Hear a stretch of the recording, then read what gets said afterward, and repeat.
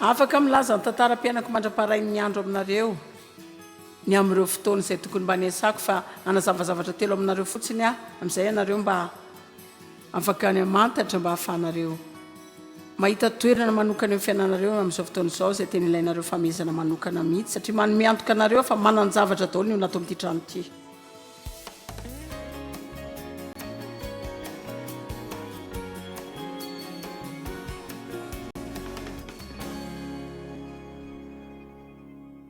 jesosy tsy hoe mahatoantsika mba hitoerantsika eo afoan'ny toerana roa, tsy hoe mahatoantsika izy mba tsy hahatonga antsika ho be korotana tanteraka na ho resy lavantsony, nefa ihany koa tsy tena mpandresy marina akory. Ary betsaka ny olona izay veriko fa sahirana anatinatiny any, izay mila n'Andriamanitra betsaka mba handrosony, mba hiverenany, fa tsy tena manana zany izy mba handrosony. Ka dia tena zava-dehibe amiko ny anaovako izay rehetra azoko atao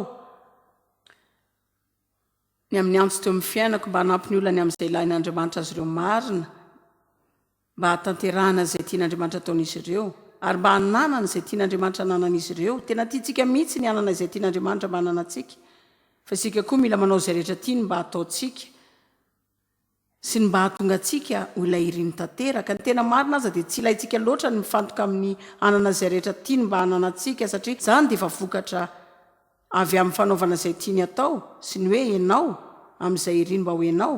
Fa tena mila hiezaka tokoa zany, tsy indrina ny inona, tsy indrina ny aonina.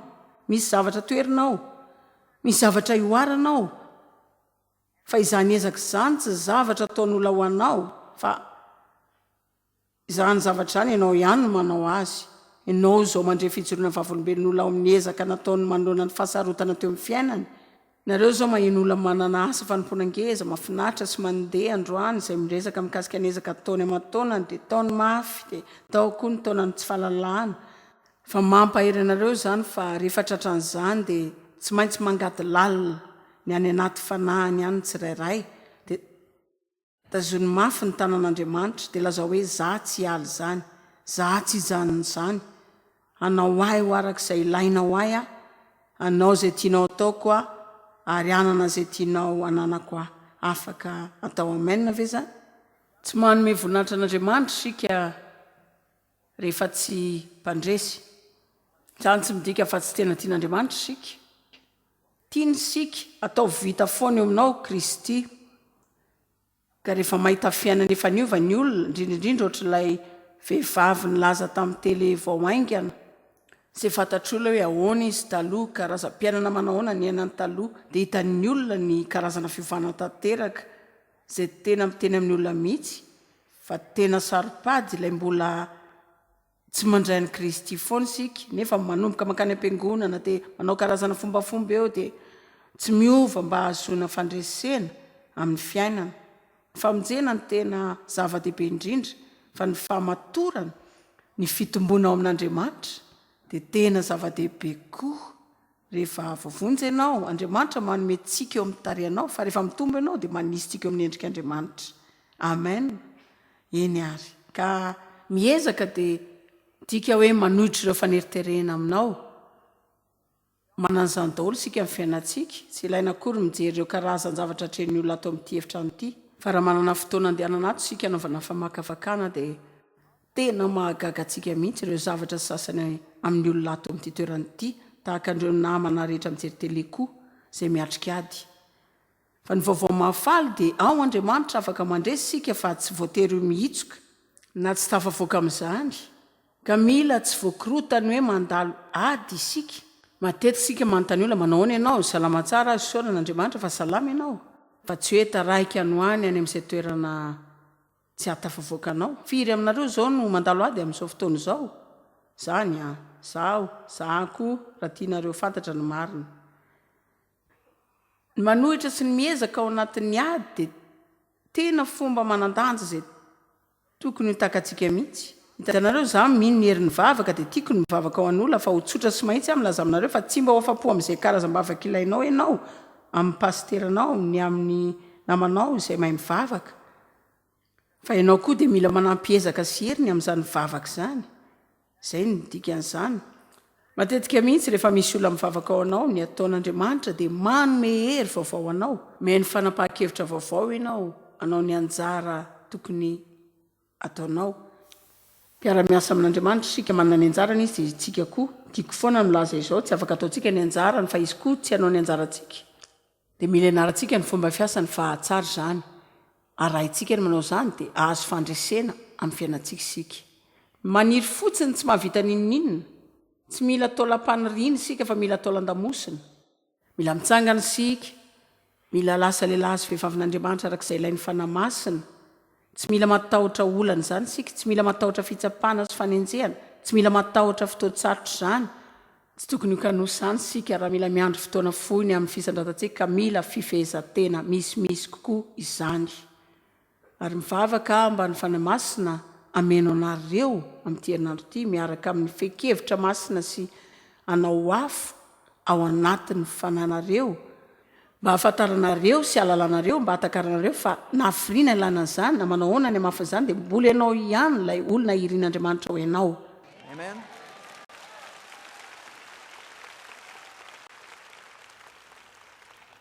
ny divay dia vita avy amin'ny voaloboka efa nimpotserina ny divay ao amin'ny baiboly matetika maneho hery ohatra izao misy soratra masina ao Matio izay milaza fa tsy afaka manisy divay vaovao ao amin'ny siny hoditra tota iveriko fa miresaka ny amin'ny fahateram-baovao izany natiora vaovao famoronana vaovao ary ny afatra ho an'ny olona dia hoe raha andeha hiaina amin'izany fiainam-baovao izany ianao dia mila ilanao daholo ny fomba ratsy taloha ny divay koa dia maneho hery amin'ny zavatra maro ao amin'ny baiboly ka tsisy loharano kely ho tonga mihitsy eo amin'ny fiainanao raha tsy manapotsitra ianao aloha tahaka ny voaloboka izany raha tsy efa voapotsitra izy tsy ho lasa ranom-boaloboka anao divay mihitsy tsy hanana hery amin'ny fiainantsika mihitsy sika raha tsy manao fanapotserana aloha rehefa manapotsitra ianao dia mamboly ozatra ara-panahy raha ilainao ny fampiasana ny finoanao dia alehibe izany raha mitady fahagagana ianao ka tsy miala amin'izany mihitsy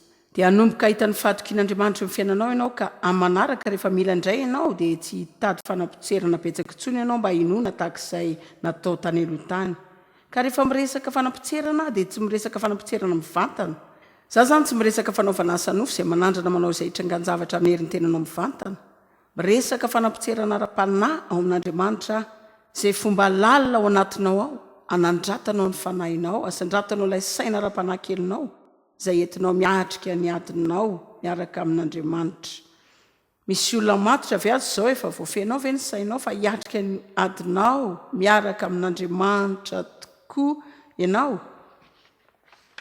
tena fanirian-dehibe ho any hijoro eo alohan'andriamanitra amin'ny andro farany ianao hoe efa vitako ny asa izay nomenao ahy mba hovitaiko tontosako izay natsoina ho amba ho ataoko za tsy tianao kely na somba fotsiny amin'izany fa tiana tanteraka izay rehetra ny antsoin'andriamanitra ho ataoko aho ary ataoko fa mba hitovy amin'izany koa nareo izao lasa dia tahaka ny andremby misarika antsika hiverina foana izany fa Jesosy kosa mitarika antsika androso ao amin'ny baiboly dia voasoratra fa Jesosy dia ho avy indray ho any amin'ny fiangonana tsisy petipetina na tsiny na fiketronana dia izao hainareo ve ny manala ny fiketronana hiala amin'ny akanjo anareo pasoanareo izy mbetsaka andriamanitra mamela antsika ho pasoana eo amin'ny fiainantsika amin'ny alalan'ny fanapotserana izay mahazo antsika dia tiany sika mba hiezaka ifanaraka amin'izany koa na mino sika na tsy dia izay ny fomba fanisonana ny fiketronana hiala amintsika izay ny manampy antsika mba ho lasa eo ilay olona izay tian'andriamanitra ho isika ndao jerena ny Matio 7 17 sy 14 tena tiako mihitsy ny nakanareo fotoana hatongavana ty androany ary mideranareo ny amin'ny nakanareo fotoana hatongavana ty mba hianoana ny ten'andriamanitra ary fantatro fa betsaka aminareo ny manao fifanarahana mba ho avy aty amin'ity herinandro ity ary tena fantatro fa azo valim-pity vokatra ara-panahy eo amin'ny fiainanareo nareo amin'izany fandaniam-potoana izany ka arabaina ianareo no nanaovana izany izay safidy tsara izay misy olona mampanantena fa ho avy miaraka aminareo fa niverina izy tratra ny pression izy fa tsy nanohitra izy ireo dia mbola tsy ho faly ihany zareo amin'ny herinandro avy sy ny herinandro manaraka dia ny herinandro manaraka koa dia izay manaraka koa fa ianao iezaka nohitra izay fanoerana hitanao ao anatin'ny embouteillage sy ny karazana afa koa dia io ianao zao iotiny vokatra izany ianao zao. Matio 7:17-24 miresaka amintsika mikasika ny lalana-tery sy ny lalana malalaka fa tea maky aminareo izay voalaza ny dika teny hafa amin'ny baiboly mikasika zany a. Midira mivavady eto ianareo fa malalaka ny vavady sady mivelatra ny tsy misy sakana ny lalana mitondra ao amin'ny fahasimbahana. Ka maro ny olona izay mirona mandeha ao amin'izany. Izao no marina, tsotra ny lalana malalaka. Tsy mila manana faherezana ara-panahy akory ny andehanana amin'izany lalana malalaka izany. Amin'ny lalana malalaka ianao tena hanana namana betsaka. Tsisy zavatra neriterenao izany ao, tsisy faneriterena, tsisy toerana tery, tsisy efitrano anao rehetra fotsiny ao fa ianao sy ny tenanao rehetra. Tena malalaka ianao amin'izany lalana izany dia jereo ny marina amin'izany resaka izany dia raha tsy misy famatorana ara-panahy tsy ankafizany lalana izany isika. Tsy afaka izany isika. Tsy mba faly tamin'ny tenako mihitsy aho tamin'ny nanandrana ny fesina ampiasan'ny olona rehetra. Fa tonga ny ampiangonana ihany alahy dia tsara sy mahafinaritra izany. Dia hitanareo mahalala ny famonjena tamin'ny alalan'ny fahasoavana tsy nankafy ny fiainako a. Tamin'izaho feno fitserana ny tenako sy sezitra foana tamin'izay tsy nahazo izay ilaiko. Tamin'izaho tsy nahalala afa-tsy ny tenako sady tsy niraraha olon-kavo izany mihitsy. Fa tsy izany tena kristianina. Nanana fivavahana fa tsy tena nanana fiarahana marina tamin'Andriamanitra. Ary raha tena miaraka marina amin'Andriamanitra ianao dia hanomboka hanana finiavana napotsitra izay rehetra ilainao potserina mba hahafahanao mahazo izay vokatra ilainao. Fa entiny lalana ny 4:12 milaza ary tiako ilay ilazan'ny dika teny hafa azy no fitiny ny fanapotserana fa voafitina sy voapotsitra ny lalana mitondra makany amin'ny fiainana ka vitsy ihany no mahita azy. Tena mahitsy aho ilaza aminareo fa raha tianareo tokoa Andriamanitra nao anareo arak'izay tiany marina dia tsy maintsy vonina amin'ny fanoerana ianareo izay.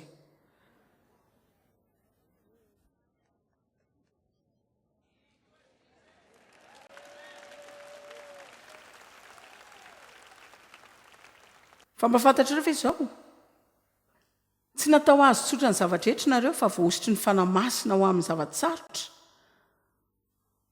Nosoran'Andriamanitra ho amin'ny zavatsarotra isika ary manoatra noho ny mpandresy isika. Afaka fantatsika mialohan'ny fanomboana ny ady fa handresy avy hatrany isika raha mihazona ny masontsika ao amin'ny Kristy. Amen. Le vehivavy izay narariny tsika nandritry ny 12 taona nandany izay rehetra nananany tamin'ny mpitsabo fa tsy sitrana akory. Fa eny ny vahandalo Jesosy ka ny Baiboly nilaza fa nisisika tao anatin'ny olona izy. Ny rehetra nanao hoe avelaonao izy. Mialahy teo ianao, verena. Janona ihany ianao eo. Fa izy nisisika tao amin'ny olona mba handraisany ny somotra viavin-dambany. Fa mila ataontsika ho isan'ny lasa ny fihetsepontsika. Tena tia mpianatra izany Rapitsoariva. Ahoana ny anaovana ny fihetsepo ho any amin'ny lasantsika. Tiatsika, tiatsika, tsy tiatsika, tiatsika, tsy tiatsika, ilaitsika, veritsika, tiatsika, tiatsika, tsy tiatsika. Dia heritsika io tiatsika fa tsy tiatsika. Eo dia dia tianao hananantoka fa ho avy eto ianao Rapitsoariva dia eto daholo izay olona fantatrareo fantariny fihetsepony. Eto daholo ny olona fantatrareo mikorotana ara-pihetsepò. Izay rehetra mora maratra amin'ny fihetsepò sy ny olona rehetra izay tezitra ny amin'ny 20 taona lasany tamin'ny fiainany. Ndao sika androso dia haka fandresena amin'ny fiainantsika. Amen.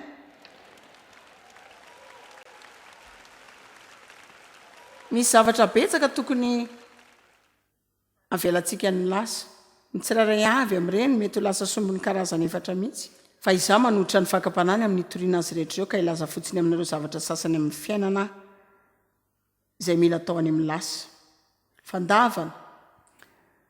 Rehefa niantso aho amin'ny asa fanompon'Andriamanitra dia nilavina aho, tena hoe nilavina olo-patatro aho, na tsy nataony fiangonako, very ny namako rehetra ary tsy fotoana mora izany.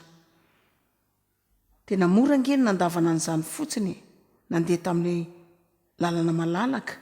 Fa raha nanao izany aho dia tsy mba teto.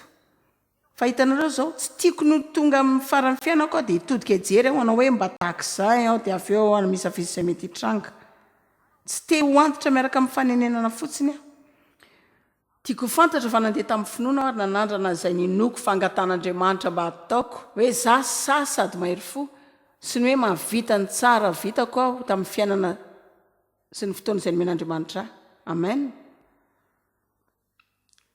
fivadiana fandaozana tsy famelan-keloka tsiny fitserana ny tena izay isan'ny tena sarotra tamiko ny laiko valifaty tena sarotra izany rehefa ratray ny olo ianao ary tianao koa ny amalifaty azy ireo fa Andriamanitra miteny aminao hivavaka sy hitsodrano azy ireo lazaiko anao mihitsy fa mila fanampotserana izany androsahatra fitsapahana olana fitiavan-tena fialonana matetika tena mila fanampotserana mafy kokoa ny fiatrehana izany isan'andro fiainana ange mety ho mafy androany feno atsaina feno fandaram-potoana tahako vola-betsaka ivelomana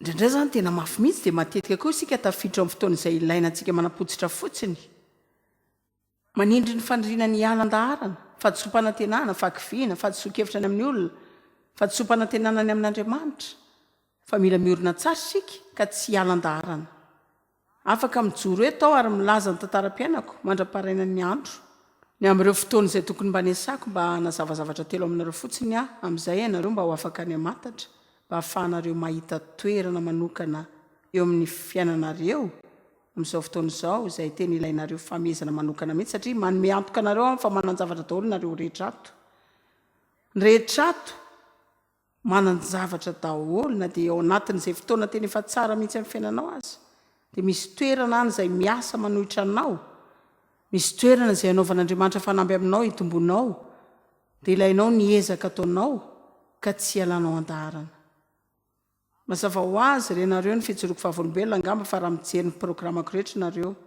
dia nahita vavoolany draiko aho nandritry ny taona maro ndreniko tsy nalala hoe ahoana ny fomba etrehanan'izany dia navelany fotsiny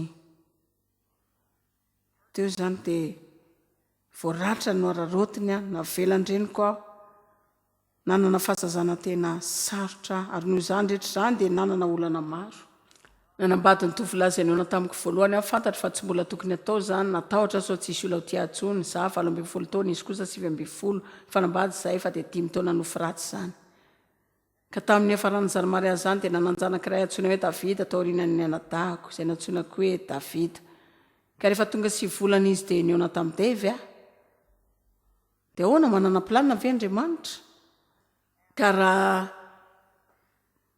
tsy nanapotsitra Devy tamin'izany taona taloha tamin'ny mariazina izany dia tena tsy haiko mihitsy hoe firy taona no nilaina mialohan'ny hatsapahany lanja izany hoe manambady izany tokoa fa tena betsaka aloha e azonareo izany tsy mba heveriko raina ho roa izany hitanareo fantatra fa ny 3 efatra 5 taona voalohany dia tena mafy dia nanomboka nanandrana ny mba handeha kelikely koa fa tena netsika kely izany hoe nila fotoana lava izany fa tena feno fisaorana zao androany satria izy nanapotsitra sady tsy nialan-daharana ary niado afoana izy nandritry lalina rehetra hatramin'ny farany amen zao izay sy Devy efa mivady 570 taona fa betsaka ny fandronana sy fanampotserana tao anatin'izany fa ty ampaheranareo hatrany raha misy olona eo amin'ny fiainanao amin'izao izay tena maka fanahinao ny alan-daharana amin'izany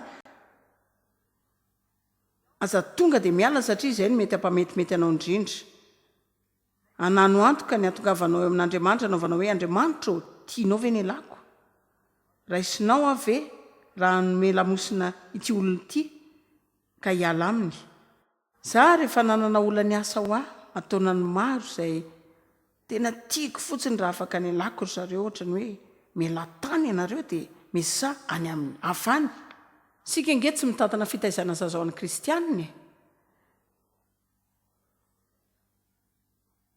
eniko Andriamanitra mihoatra noho ndray mandeha milaza aza mbola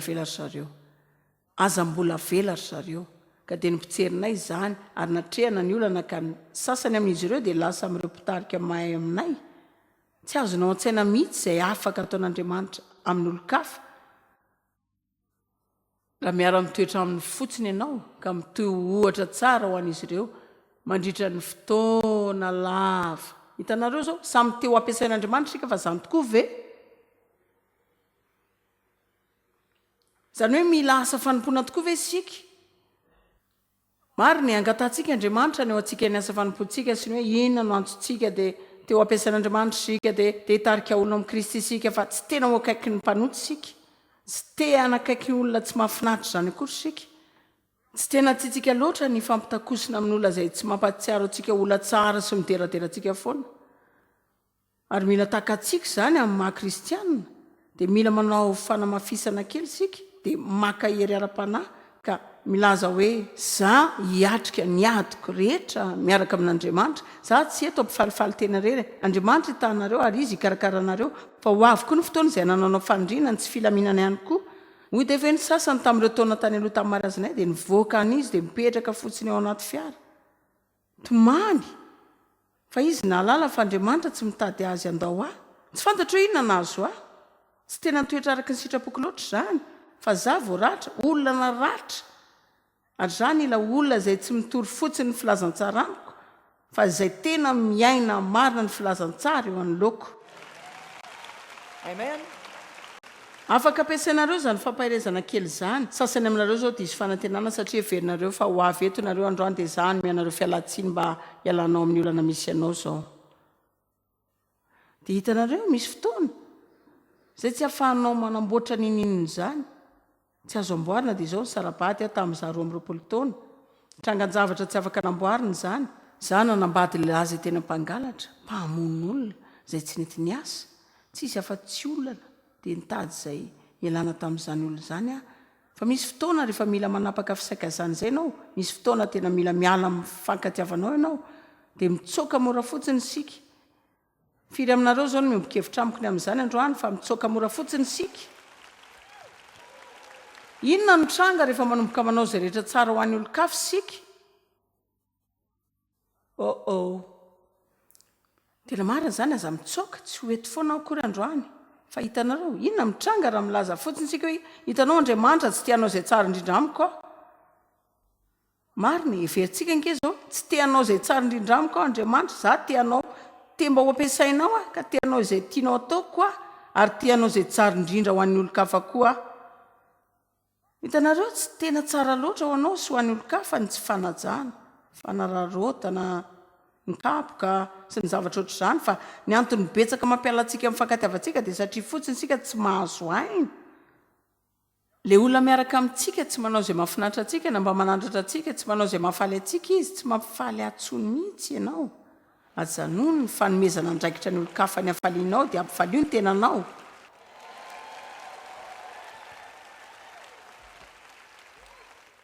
Tiako anao. Ohatra faharoa, hitanareo za miatrika ny olako mihoatra ny fandehanana mitsoaka amin'izany izay tsy mora. Ary betsaka aminareo no manana olana amin'ny fiainanareo. Resaka tamin'ny vehivavy iray aho tamin'ny alina. Ary nijara tamiko izy fa niasa fanompoko. Fijoroako vavolombelona dia tena nanampy azy hanomboka hiatrika ny olana teo amin'ny fiainany. Hoy izy hoe tena manana olana mitovy amin'izay no lalovanao koa dia azonareo afaka mandany ny androm-piainanao ianao mitsoaka olana sy mametsiny olo-kafa foana na ianao miatrika olana. Fa mila ezaka ny manao izany. Ka isaky ny miezaka ao anaty olana ianao dia manangana ozatra ny finoana kokoa, dia manangana ozatra ara-panahy kokoa, mahalala an'Andriamanitra kokoa ianao. Azonareo manana ozatra kely aho eto amin'ny sandroko eto. Na fantatrao zany na tsy. Dia jereo zany dia fantatrareo hoe ahoana no azoko izany. Nanao ny fambolena zany tany amin'ny gym. Manapotsitra dia mahazo ozatra. Misaoty dia mahazo ozatra. Tsy mahazo ozatra zany ianao raha mipetraka fotsiny tsy manao ninonina hoe hiandry sy hanatena olo-kafa hamaha ny olanao eo.